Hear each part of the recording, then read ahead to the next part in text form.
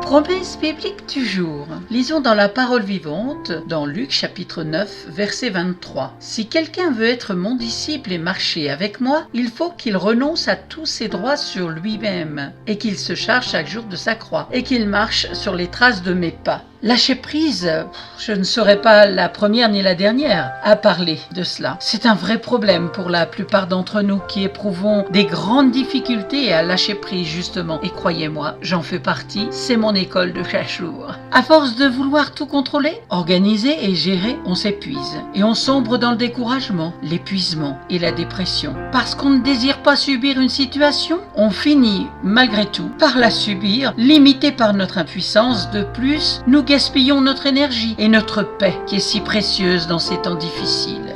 Lâcher prise signifie progresser, se libérer de poids inutiles et parfois même changer notre façon de voir les choses. C'est laisser aller ce qu'on tenait avec force. Lâcher au sens figuré, c'est une poursuite, une dispute, un combat, etc., etc.